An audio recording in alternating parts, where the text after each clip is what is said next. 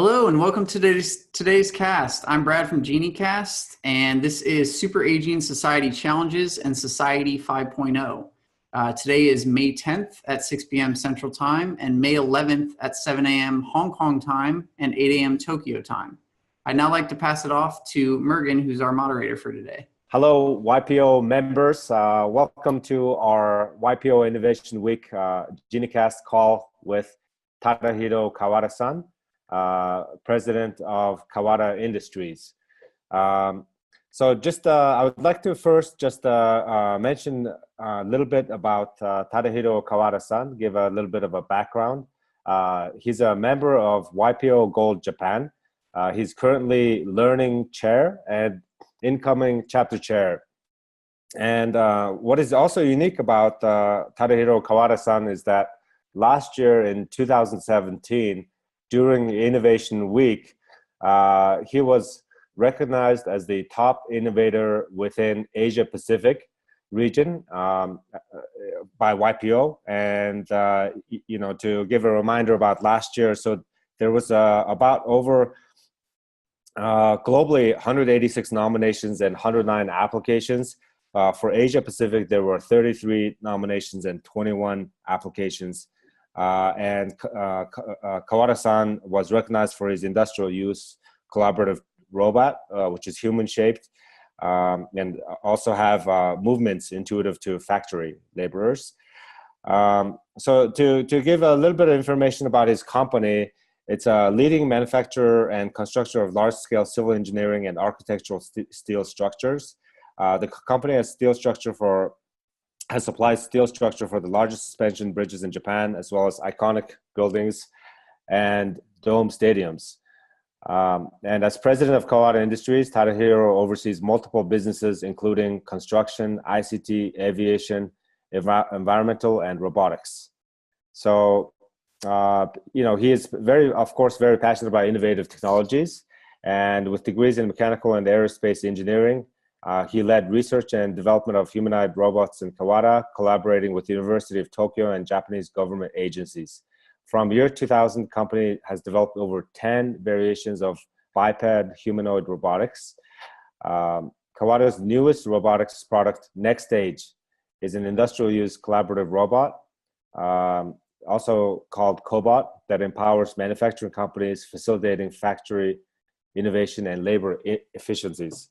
So with that said, I would like to pass on to Mr. Tadahiro Kawada-san. Hi, YPO. I'm Tadahiro Kawada, broadcasting from my office in Tokyo. It is already May 11th here, so those of you in the time of May 10th, I'm already a day ahead of you, me and Morgan. Okay, today I will start my presentation.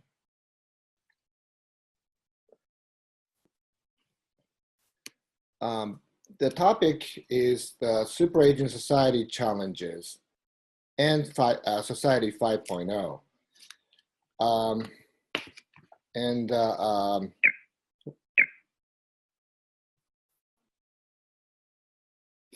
And I will give you, Mergen already gave my bio and stuff, so I won't go too much into it, but I will give my little bit of intro and what we've done. This is one of the bridges we built close to Mount Fuji here. And I will give you the challenges we face in Japan, which is, we have many problems here, and how we plan to cope with it. And like Morgan said, I'm a YPO Gold Japan chapter member and incoming chair and currently learning officer. And I'm a fourth generation Kawada Group leader. And I'll tell you a bit about Kawada Group. And the company was started by my grandfather, who is right here. His name is Chutaro, in 1922. And he was actually a trained swordsmith, which he learned from his grandfather, who was a swordsmith for his samurai lord, But unfortunately, by the time he was old enough to start a company, of course, the time of samurai was finished, so he could do whatever he could use his skills to survive. In which, so he became like a traveling blacksmith to help with people's needs. And from that humble beginning, as Morgan said, our company group has grown into one of the largest Japanese civil engineering and architecture structure company. And we're very fortunate that we've supplied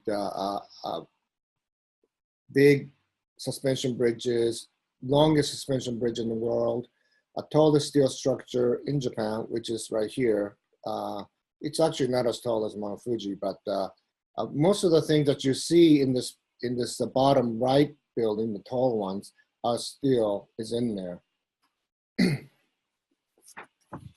And we are also diversified into different sectors. We have 2 aircraft operating companies, and we're in the sustainability business. This is a big rooftop for one of the newest museums in Japan.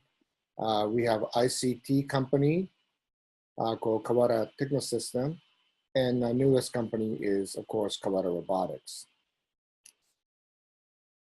And at Kawara Group, our mission is to create a safe, comfortable, and sustainable society.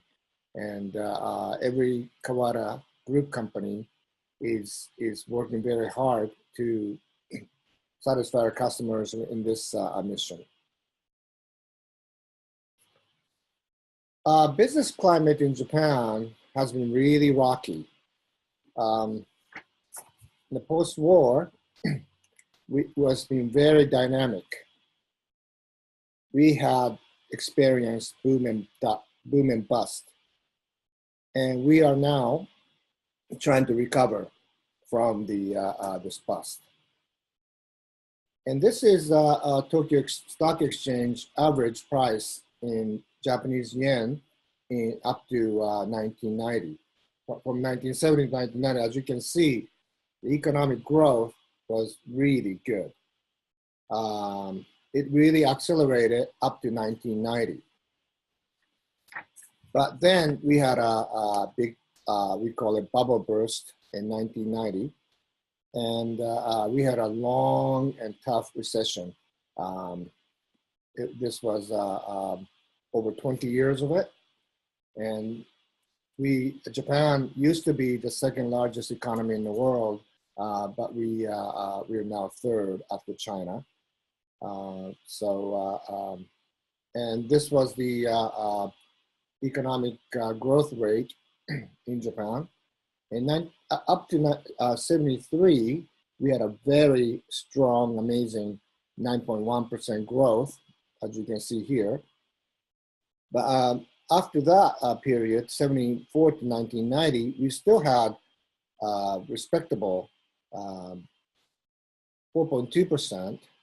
But after 1990, up to 2008, it was very low. And of course, at the financial crisis in 2008, we took a dive. But luckily, we had my Superman come to rescue.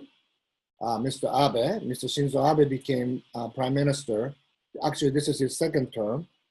He lost his election 3 years before, and he came back in 2012, and he introduced Abenomics.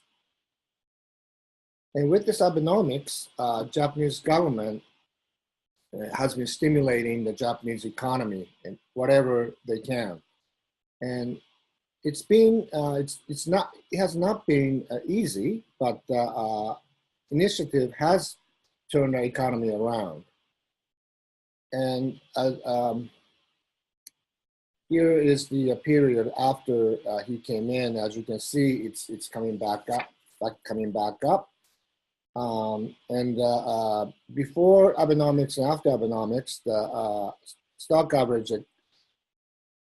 price average went up 159%, and it also created 2.5 million more jobs, new jobs, and nominal GDP grew by 12%. And I personally definitely feel we're better in economy since Mr. Abe became prime minister. I would like this trend to keep going, but we face a very, very difficult problem, which is a population decrease. We have lost in the past 10 years 1.4 million population.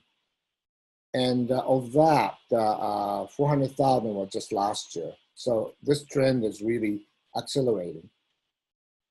And and the working age population has already been decreasing since 2005.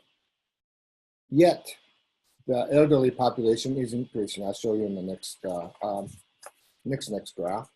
First, this is the trend of our population since 1950, and it goes up and up during our economic boom. But just like our economy, after it goes down, but already around since about 2008, it's coming back down, and it'll be back to almost in the same level as 100 years ago, 100 years ago, and in 100-year time. And here's a next page shows the, sorry, this is in Japanese, but it's basically the same graph, but the red part is the people over 65. And although the population is decreasing, this red is getting bigger. So age population grows, whereas under 19 or the children population almost diminishing. And this is working people's, I guess Japanese government says 20 to 64 labor population, but this is getting smaller as well. And this will create a huge social problem. I'll show you in the next graph. And this is a really frightening graphics. And in 1965, we had 9.1 working people supporting one elderly person. But by 2050, if this trend continues, the ratio will be 1 to 1. And this is really bad. I'll be 88 when this happens, so this is not good. And this looks like a doomsday scenario. And September of 2016, our prime minister gave a press conference about actually, he was reporting about the success of Abenomics in New York. But reporters asked the question about this problem, and this is what he said. And the answer was that Japan will approach this problem. Japan will approach this as an incentive, not a burden. And I think this is a very bold and brave statement. Because Japan, if you think of it the other way, Japan is at the forefront of an aging society, and we're at the cutting edge of it. And actually, eventually, many advanced nations will follow. I think some countries in Europe, I think even Korea and Taiwan, countries like that are following us.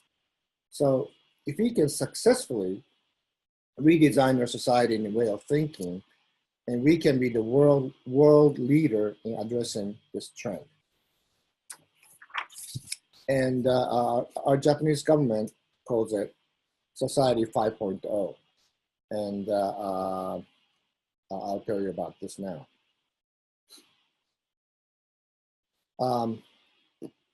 Society 1.0 is a hunter-gatherer society, and 2.0 being the agrarian society.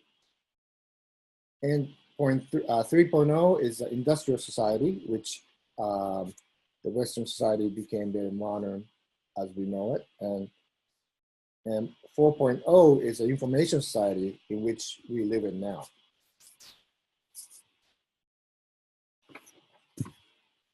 And the next is Society 5.0. And with Society 5.0, we will resolve the social challenges by incorporating the innovations of the fourth industrial revolution, such as IoT, big data, AI, robots, and even sharing economy. And by doing so, society of the future will be one in which the new values and services are created continuously. And it will make people's lives more comfortable and sustainable. And by creating a super smart society and being the first, Japan will lead the world.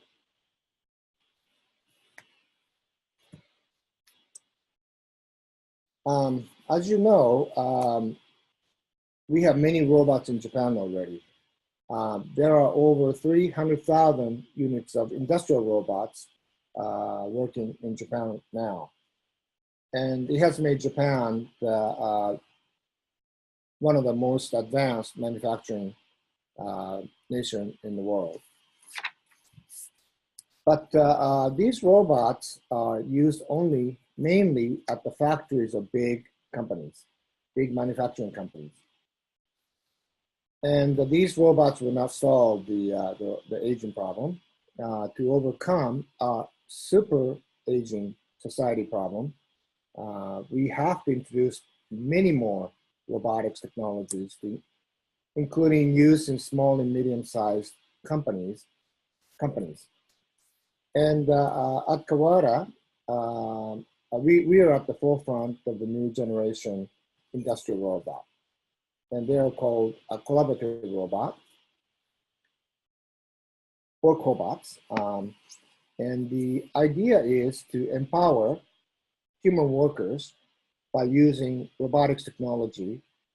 And it's not about robots just replacing humans. And these two on the top are European types. This is Universal Robotics, and this is ABB. And the two in the bottom are Japanese. Left side, this is Kawasaki. And on this side is our own next stage robot. And I'll show you the video now.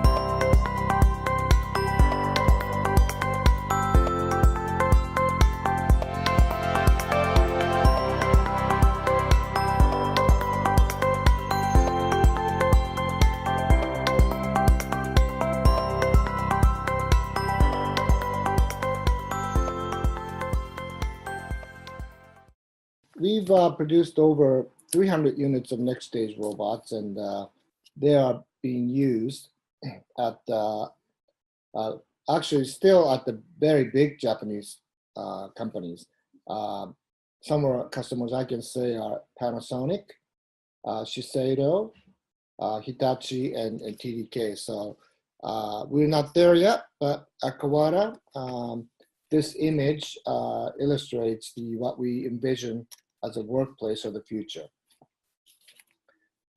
Humans working together with the robots and maximize the efficiency, productivity, and creativity of humans. But we need to do much, much more to overcome our problems. We need to keep people healthy and reduce medical expenses, and we need to make a labor pool bigger by mobilizing more women, elderly, high value, and create high value added businesses. Make labor pool bigger by mobilizing more women, elderly, and handicapped. And to do that, we need to utilize much more robots, AI, big data. And these are some of the tools, robotic tools. And these two illustrates a very good way of using robotic devices to maximize human potential. One on the left shows the workers, help the workers lift the heavy tools almost effortlessly. And one on the right is the one that reduces strain caused by working in projects that chest height and above.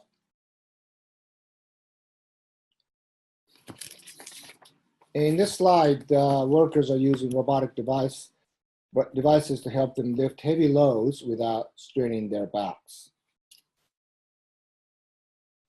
And using more sophisticated robotic assist devices, I believe handicapped people, wheelchaired, or even bedridden people can be empowered to be more independent and contribute to society by joining the workforce. And here are some more robotics examples. This is a concept of a robot that is an assistant tool for the caretaker of a bedridden patient. And this is an agricultural robot. This is in actual use that can identify and pick ripe strawberries. This is here's a drone system concept to inspect the structures for safety issues. Kawara Technology is developing this one. This one is called AnyBots. This is an American company. It's a teleexistence or virtual existence robot. And using this type of robot, you can, at home, operate this robot and be at work. Actually, I visited this company several years ago, and when I went to this company and I opened the door, and the receptionist was this robot. And she took me to the company president. And as we were walking to his office, this robot told me that the operator was actually 30 miles away, and he's a wheelchair person. And otherwise, she could not work, but through this robot, she had a job, and she was a receptionist at this company. So something like this is a good, very good device. And and this is one of the newer, sexier teleexistence robot that I found in the web. And finally, this is actual receptionist desk of a hotel in Tokyo. It's called Henna Hotel. It means weird hotel. And I'm not sure of the niceness of these appearance of these robots, but this is where guests check in, And I'm sure there's somebody else around, but instead of needing 2 people, they could use these robots to reduce the burden of workforce. And so the possibilities with robots are endless. So, as I have shown you here, towards the beginning, I told you about the problem we face in Japan. That we have really bad problems in Japan. But as Prime Minister Abe said in his press conference, these are incentives to overcome with innovative, smart technologies. And these tasks are not easy, but solving these challenges, I believe Japan will lead the world into a super smart society 5.0. And this is my last presentation, and I'm happy to take questions. So to get the questions started, I mean, there's several ways to ask your question. Probably easiest is to click at the bottom of your screen where it says Q&A, and then type your question there, and then we can take a look and ask the questions from Tadahiro Kawara-san. One of the first things I want to actually ask Tadahiro-san is how he got started with humanoid robots. And also actually, even back in 1990s, he showed me a photo during GLC in Singapore where they were doing a drone with recording that was captured on VHS tape in the 1990s. So this is a very interesting image. I don't know if we can show it, but can you explain to us, tell us a little bit about the history of that drone, how you got started with drone in the 90s, and also how you got started with humanoid robots? Okay. The reason we were developing the drone system, what we did was we were developing the control system. We were developing the unmanned system, which was a flight control system for the real size aircraft. We modified a manned helicopter, and we were flying it actually in the 1990s. The reason why we were doing that was I was actually developing our own aircraft. My father realized this infrastructure boom in Japan would not continue. This was back in 1980s. He wanted to diversify his company into a aircraft business. So I was studying physics and mechanical engineering, so I also got the aerospace degree. But after that, I worked in an American helicopter company for a while, and I came back and kept going with the aircraft helicopter development. But unfortunately, with I showed you the graph of our economy after 1990. My father came in 1996 and told me that we have to stop the development because the company could not afford it anymore. So, well, he was my boss, so I have to comply. But we are a Japanese company, so we just don't let people go. So I did whatever we can to survive and try to keep my fellow engineers, my friends, work. And we started taking engineering works. We did aerospace, automotive, gaming, whatever that came our way. And we became pretty famous among the R&D community as we were like skunk works of development. So And in 1999, I got a call from a professor from University of Tokyo. This I talked about at the Global Edge in 2015, that he wanted the reliable humanoid biped humanoid robot. So that's how I got started. Can you tell us, a little bit about, how the ROI will work when investing in this type of technology in manufacturing setting?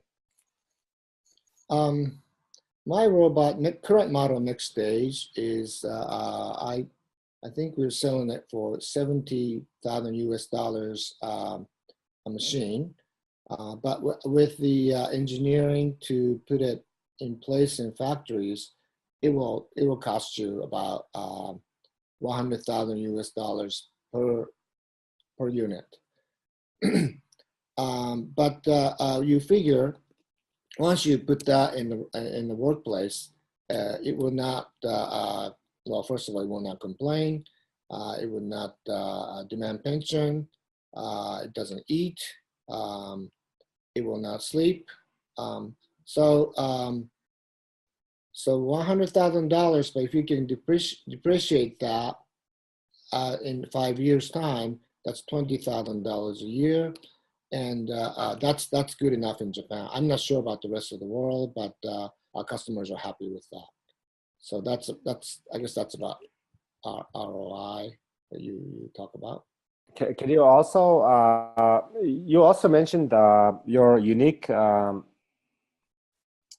service that you provide to customers as being able to manufacture steel structure parts on site, which sounds very unique, and especially for large structures. It sounds like a magnificent feat. So can you explain how you do this a little bit? We started, well, as Morgan, as I explained earlier, our company started as the traveling blacksmith. My great-grandfather went anywhere, copper mine or what have you, to fix a broken shaft or fix buildings or what have you. That's what he did. And so from the beginning, we would try to do whatever we can with our what we have as technology. So it was actually natural for us to make the steel structures and take it to work and construct it. Most of the steel structure manufacturers only make it to spec. Customer give us the diagram, we make it and take it to the site, and here you have it. And the construction company will hire somebody else to assemble it at the site. But my company is one of the very few in Japan that we do both. We make it at the factory, and we construct it at the site. So for the customer, it's a one-stop shop, and it makes it easier for them to manage the project. So we've always done that with bridges. We design, fabricate, transport, and construct at the site. So it was natural to us, but this has proven to be a very good service and value added. Okay, so we have a question from Jess. What are the largest current obstacles in new robotic design / implementation? Oh, I can tell you many. See, the robots are actually, as I showed you on the earlier slides, the robots are usually in factories in a confined area, and nobody is supposed to be close to it. And they're usually caged in, so it will not hurt anybody.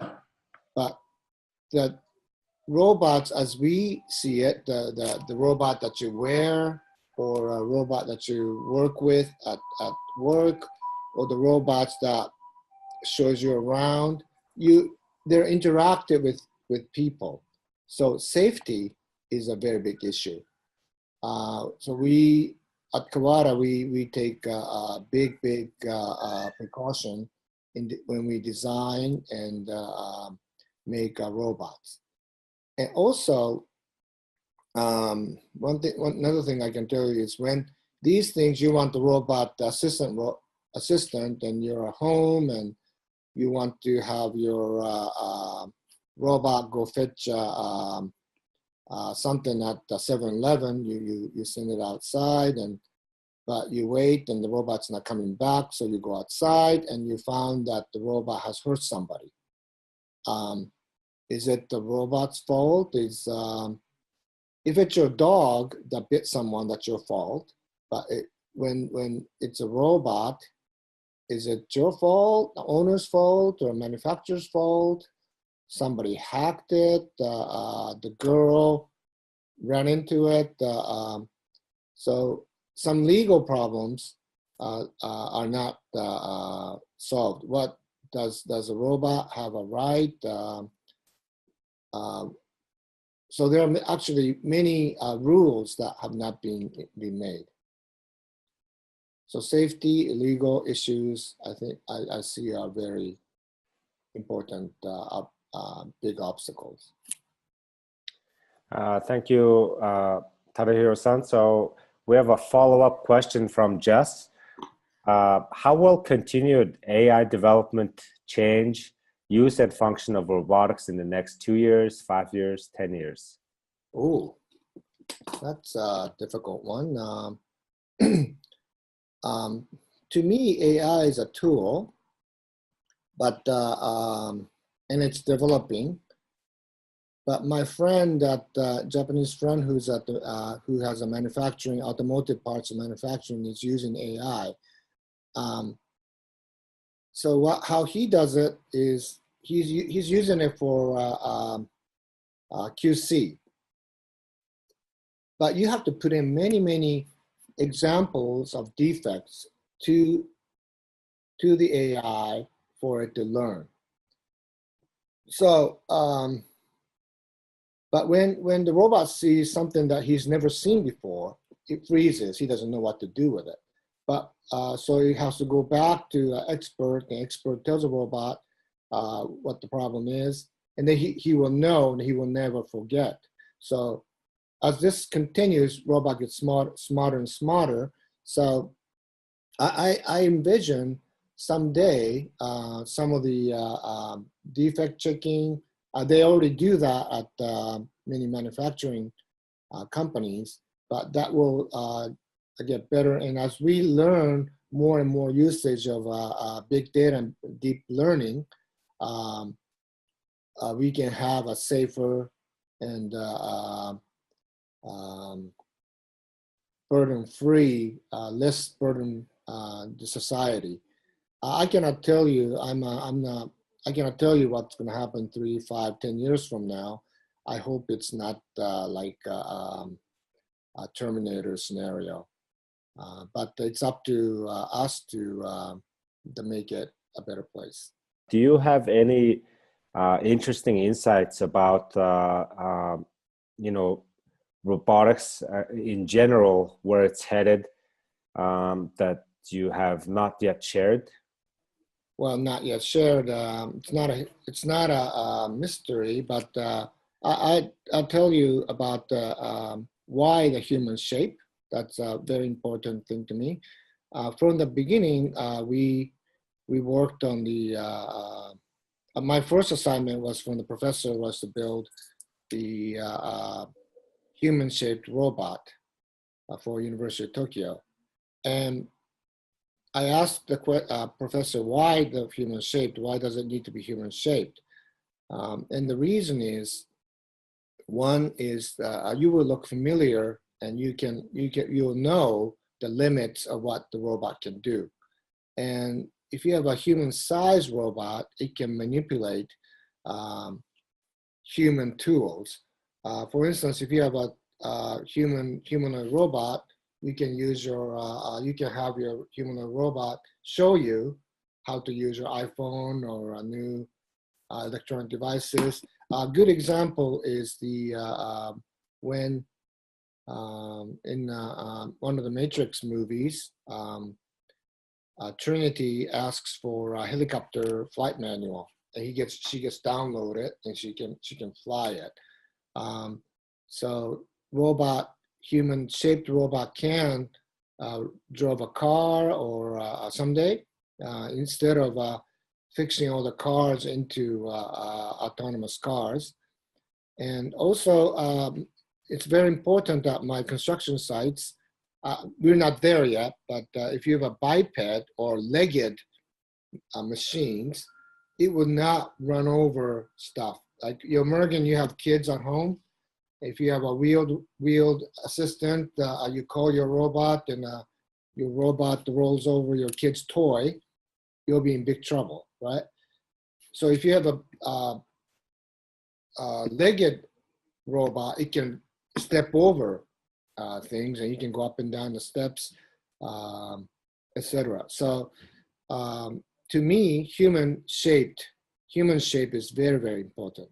Tadahiro-san, I'm going to throw a curveball at you, just maybe as a last question. So, do you see any intersection at your work with robotics and maybe using blockchain for some of your programming, or combining some of these other technologies as well?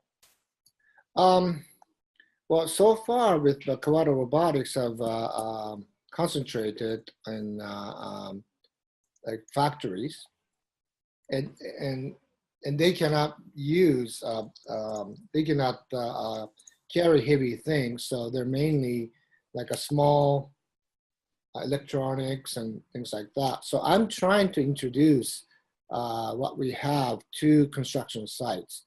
I mean, our roots back with our first theme with the humanoid robotics was actually the theme we were given in year 2000 was a construction site type of setting. But back then it was very difficult, so we didn't follow up on it. But now we're facing very very difficult situation. I constantly have customers calling, but because we don't have enough workers, we have to turn them down. And some older experienced guy come and say, well, I'm getting too old to work in the site. But if you have a device that says, oh, Mr. So-and-so, you say you're too old, but if you wear this robotic suit, it'll be comfortable, then we can use your skill. Or some construction site I showed you in the earlier slide, we can multiply the workforce where many people think that they cannot do it right now, but using the robotic devices, they can work from home. People can manipulate the construction machinery from home, maybe, or even the preventative. I'm using this biosensor suit at one of my construction site to monitor the heartbeat, body temperature, even the whether the person has fallen or not, and taking the big data someday. We're still gathering information from this one, just one site, but I hope to do that more. Is once in a while somebody gets sick at the construction site from a heat stroke. We have very, very hot summers, but if you have enough data from this biosensor suit, we can prevent people getting sick, because with this trend, humidity, temperature, it rained or not, and his age group, what kind of work he did, maybe we can prevent people from getting sick by taking the measure before it happens.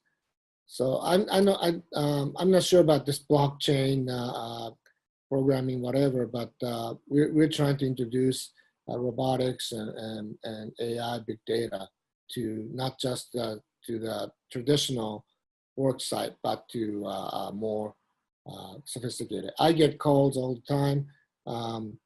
This one time, this person wanted to start a restaurant using a robot. This other recently, a couple of weeks ago, I went to see a used car dealer that takes the parts out of the cars.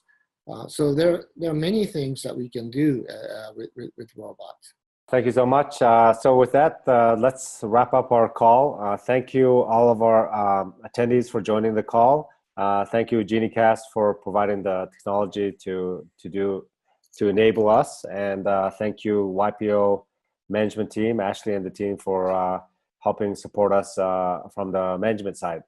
So hope everyone has a great evening and great day, and thank you for joining.